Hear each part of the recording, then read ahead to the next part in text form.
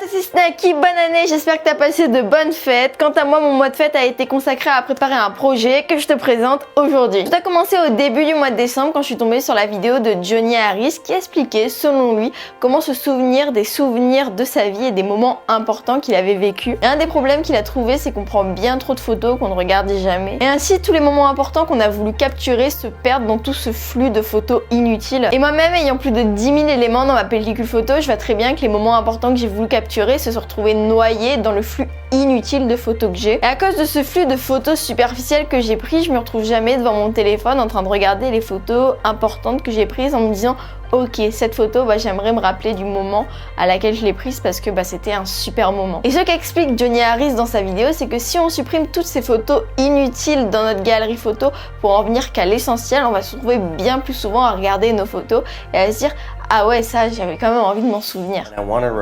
Et c'est une superbe solution que j'ai voulu appliquer à moi-même, mais je me vois pas trier toutes mes photos et surtout il y en a qui sont inutiles, je le sais, mais dont j'ai pas envie de me séparer. Mais le problème c'est que j'ai quand même envie de me créer une archive de souvenirs que je pourrais regarder quand j'en ai envie. Et la solution que j'ai trouvée à ne pas trier mes 10 000 photos et de quand même me créer une archive de souvenirs, c'est tout simplement de réfléchir à qu'est-ce qu'on faisait avant. Et ce qu'on faisait avant, c'est des albums photos. Le seul truc, c'est qu'aujourd'hui, plus personne n'imprime des photos pour les mettre dans des albums photos. Les seules photos qu'on a aujourd'hui imprimées, c'est les photos Polaroid. Et c'est ici que mon projet entre en scène. Après cette longue intro, j'ai le plaisir de t'annoncer Proid.